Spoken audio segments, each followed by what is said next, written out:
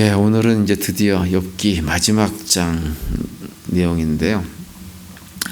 오늘 본문은 이제 욥기에 있어서 몇 가지 중요한 주제들을 우리에게 말씀을 해주고 있는데, 특별히 그 변화와 회복이라고 하는 측면에서 우리에게 말씀을 해줍니다. 특별히 이제 마치 자기가 하나님에 대해서 모든 것을 다 알고 있는 것처럼 교만한 마음을 가졌던 욥이 결국은 하나님과의 대면을 통해 가지고 자신의 부족함들, 허물들 이런 것들을 깨닫고 회개한 다음에 하나님께서 그 회개한 욥을 다시 갑절의 축복을 통해서 회복시켜 주시는 내용이 이제 이 욥기 42장의 내용이죠. 그래서 이제 우리가 욥기 42장은 우리가 무엇을 좀 생각해 볼 수 있냐면, 우리도 욥과 같은 수준은 아니지만 그래도 이런저런 고난과 어려움 가운데 있게 될 때 우리에게 회복을 가져다 주는, 어떤 변화를 가져다 주는 출발점이 무엇인가라고 하는 것을 이 욥기 42장을 통해서 우리가 확인을 해볼 수 있습니다. 두 가지 측면에서 변화와 회복을 경험하는 것을 볼 수 있는데요. 먼저 그 2절에서 5절까지 내용을 보면 그 욥이 자신의 어리석었음을 이렇게 고백하는 내용이 쭉 나오죠. 특별히 욥이 이제 하는 얘기가 자신이 스스로 깨닫지도 못한 말로 이치를 가렸다라는 이런 얘기를 합니다. 친구들과의 논쟁을 통해 가지고 욥이 굉장히 많은 얘기들을 했습니다. 특별히 하나님에 대해서 이런저런 얘기들을 많이 했죠. 그런데 이제 욥이 가만히 돌이켜 보니까 자기가 여러 가지 이렇게 많은 말을 했지만 그 말들이 정말 하나님을 제대로 이해하고 이치에 맞게끔 하나님에 대해서 얘기한 것이 아니었다라고 하는 것을 깨닫고, 내가 정말 너무 하나님에 대해서 그동안 제대로 몰랐구나.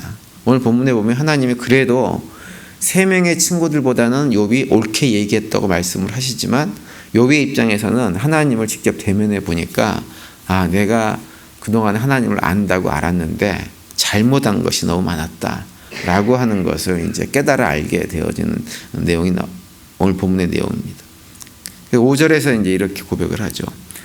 내가 주께 대하여 귀로 듣기만 하였사오나 이제는 눈으로 주를 배움나이다. 이렇게 고백을 합니다. 그러니까 욥이 주님을 눈으로 직접 뵙다고 하는 것은 무엇이냐면, 과거에는 하나님에 관해서 본인이 듣고 깨달아 알았었어요.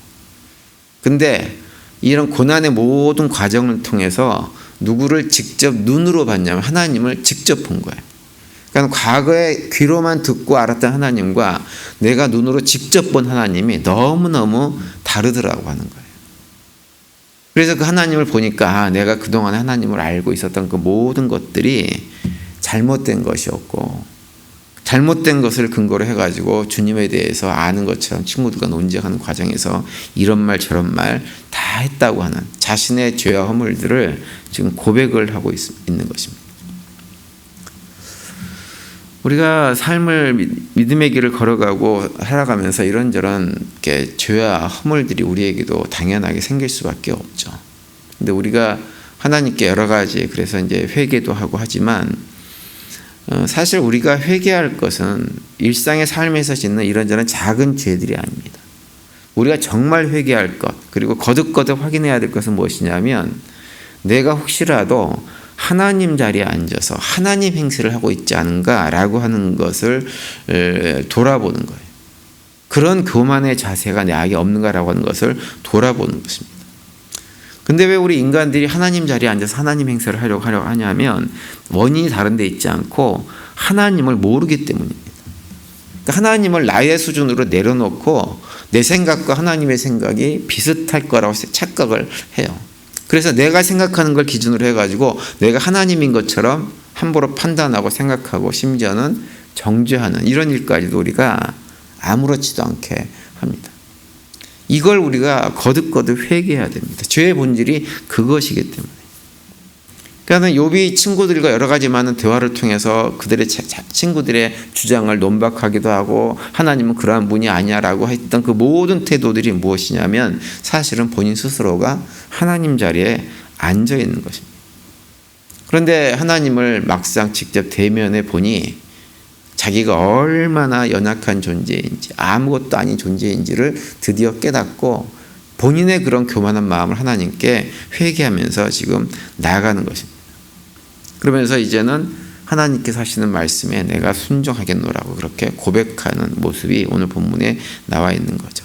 그래서 먼저 하나님과의 관계를 욥이 철저하게 회복합니다. 욥은 욥의 자리에 내려앉고 하나님은 하나님 자리에 계시면서 하나님 앞에 절대로 순종하겠다, 이런 고백을 지금 하고 있는 거죠.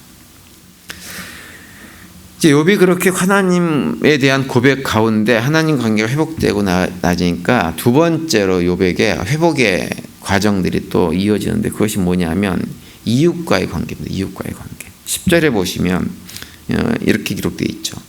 욥이 그의 친구들을 위하여 기도할 때 여호와께서 욥의 공경을 돌이키시고 여호와께서 욥에게 이전 모든 소유보다 갑절이나 주신지라, 이렇게 말씀을 하고 있어요.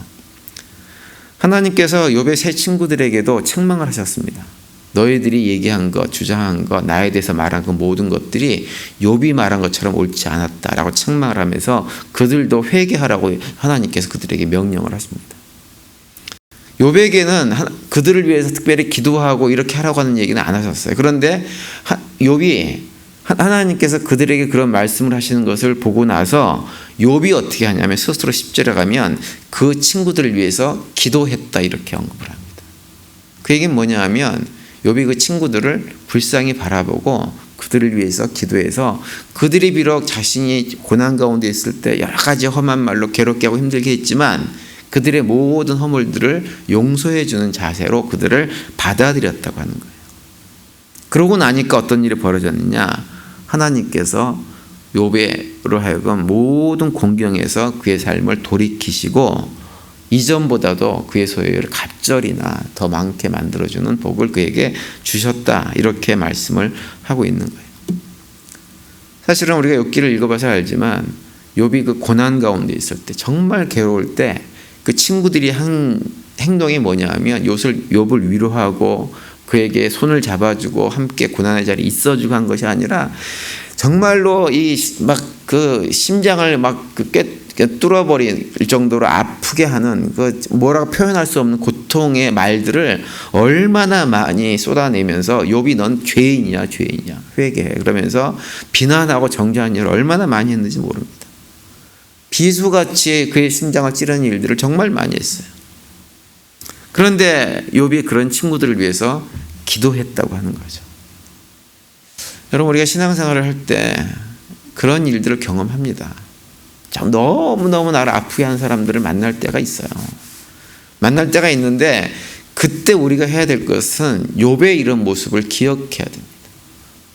날 너무 힘들게 하고 어렵게 하고 상처를 주고 괴롭게 하지만 내가 그럼에도 불구하고 그를 품을 때 어떤 일이 벌어지냐면 삶의 회복이 경험되기 시작되는 거예요. 그걸 회복하지는 못하고 그냥 계속해서 그 미움 가운데, 원망 가운데, 그 분노 가운데 살아가게 되어지면 내 삶이 회복되는 것이 아니라 우리의 삶이 그냥 지옥 가운데 머무는 것뿐입니다. 이 땅의 삶이 그냥 지옥으로 있는 거예요. 하나님 백성들은 이 세상이 아무리 지옥 같아도 그 지옥 같은 상황 속에서도 뭘 누리는 사람들이에요? 천국을 누리고 살아가는 사람들이어야 돼요. 근데 그 주변에 나에게 상처를 준 그 사람에 대한 미움과 원망과 분노를 품고 살게 되어지면 하나님 안에서 누리는 천국을 맛보 경험하고 누릴 수가 없게 되어집니다. 근데 욥은 그렇게 하지 않았다고 하는 거예요. 그 친구들이 나에게 정말 내가 용서할 수 없는 고통을 주긴 했지만 하나님께서 하나님 관계가 회복되고 나니까 그 하나님의 마음을 가지고 그들을 용서하고 그들을 품고 그들을 위해서 기도하는 자리로 나갈 수 있었다고 하는 거죠. 그래서 오늘 본문에서 욥에게 일어난 회복은 두 가지입니다. 하나는 하나님과의 관계가 회복되었고요. 두 번째는 이웃과의 관계가 회복된 거예요. 이건 아주 기본입니다. 그래서 마태복음 22장에서 어떤 사람이 예수님께 와가지고 우리가 율법 가운데 가장 중요하게 생각해야 될 것이 무엇입니까? 라고 물었을 때 예수님께서 뭐라고 말씀하세요? 하나님을 사랑하고 이웃을 사랑하는 것. 다시 말하면 하나님 관계가 회복되고 이웃과의 관계가 회복되는 것이 하나님께서 우리에게 준 율법의 전부의 내용이라고 하는 거예요. 우리가 열심히 해야 될 것은 무엇이냐? 살면서 하나님과의 관계가 회복되어져서 하나님은 하나님 자리에 올려드리고 나는 피조물로서의 사명을 감당하고 살아갈 뿐만 아니라 이웃과의 관계가 회복되어진 삶을 살아가는, 그것이 우리가 신앙생활을 하면서 해야 될 전부입니다. 근데 욥의 모습이 딱 그 모습이 되었다고 하는 거예요. 그랬더니 하나님께서 그의 삶을 갑절이나 복되게 만들어 주셨다고 하는 것입니다. 저는 우리 성도님들도 신앙생활을 할 때 항상 그걸 생각하세요. 나는 하나님과의 관계가 온전히 회복되어져 있는가, 이웃과의 관계도 회복되어져 있는 걸 보시면서 하나님과의 관계도 회복되어지고 이웃과의 관계도 회복되어져서 이 땅에서 세상이 아무리 지옥 같다고 하더라도 그 가운데서도 하나님 나라를 풍성하게 누리며 살아가는 우리 모두가 되시기를 간절히 바랍니다. 그리고 오늘 이제 마지막 부분에 보면 한 가지 더 묵상할 것이 있는데 뭐냐면 16절과 17절입니다. 이렇게 돼 있죠. 그 후에 욥이 140년을 살며 아들과 손자 4대를 보았고 욥이 늙어 나이가 차서 죽었더라, 이렇게 말씀을 합니다. 이 16절과 17절은 많은 성경 학자들이 욥기의 마지막 결론이다, 이렇게 이해하는 구절이에요. 그런데 16절과 17절이 굉장히 중요한 의미를 가지고 있습니다. 욥이 이 땅에 살면서 굉장히 많은 고통의 시간도 보냈지만 반대로 세상 사람들이 다 부러워할 만큼 큰 축복을 받으면서 삶을 살았어요. 그의 삶이 고통 가운데 있었지만 그 고통도 오히려 그의 삶을 더욱더 복되게 만드는 과정이었던 사람이 바로 욥이라고 하는 사람입니다. 그런 모든 과정 속에서 하나님을 더 깊이 알게 되어지고 하나님과 더 깊은 관계 속에서 이웃과 관계가 회복되는 삶을 다 살았어요. 힘들고 어려운 시간들 잘 견디고 이겼습니다. 그래서 더 많은 복을 누리고 살았습니다. 장수했습니다. 아들 손자 4대를 보았다고 말씀을 하고 있어요. 그런데 욥기가 맨 마지막에 선포하고 있는 내용은 뭐냐면 오래 살다가 세상을 떠났다, 이렇게 선포를. 이것은 뭘 얘기하냐면 우리의 인생의 마지막이, 이 땅의 삶의 마지막이 무엇인가라고 하는 것을 보여주는 거예요. 우리의 삶은 이 땅에서 영원히 살 수가 없어요. 이 땅에 사는 우리 모든 육신을 가지고 있는 존재들은 다 삶을 마감할 때가 반드시 온다고 하는 거예요. 그래서 이 땅에 살면서 아무리 많은 재물을 쌓아놓고 있어도, 아무리 많은 후손들을 봤다고 하더라도 이 땅의 삶이 영원히 지속되는 것이 아니라 반드시 끝날 때가 있다고 하는 말씀을 이 욥기가 우리에게 해주고 있습니다. 그래서 하나님 백성들이, 성도들은 땅에서 아무리 많은 것들 누리고 살아도, 얻고 살아도 그것으로 우리의 삶이 전부라고 고백하지 않는 사람들이 성도들입니다. 늘 이 땅의 삶은 기한이 있고 그 기한이 차면 우리의 삶을 마감해야 되는 거죠. 하나님 앞에 서야 되는 것이죠. 그래서 진정한 축복은 무엇이냐면 이 땅에서 누리는 축복이 아니에요. 하나님과 관계가 회복되어져서 하나님의 자녀로 하나님 품 안에 영원히 거하게 되는 것이 진정한 축복입니다. 그래서 성도들의 인생은 오래 살다가 세상을 떠났다라고 하는 것으로 결론 지어지면 안 됩니다. 성도들은 어떤 인생으로 결론 지어야 되냐면 이 세상을 떠나 영원한 하나님의 품 안에 거하게 되었다가 우리의 인생의 결론이 되어야 돼요. 그것을 욥기가 우리에게 말씀을 해주고 있는 것입니다. 저는 사랑하는 우리 모든 성도님들이 인생을 살아가면 살아갈수록 그래서 하나님과 관계가 더욱더 회복되어져서 더 깊어지고 그 가운데 이웃과의 관계가 깊어짐으로 해서 그 삶이 정말 하나님의 품 안에 이 땅에서 살면서도 머물 뿐만 아니라 하나님 품 안에 거하는 그 삶이 영혼까지 이루어지는 그런 복된 삶을 살아갈 수 있게 되기를 간절히 바랍니다. 오늘 하루 지내시면서 그러한 믿음의 길을 신실하게 걸어가시면서 승리하시고 그 가운데 하나님 안에 거하시면서 하나님께 주시는 평강들을 누리며 살아가는 복된 하루가 되시기를 간절히 축원을 드립니다.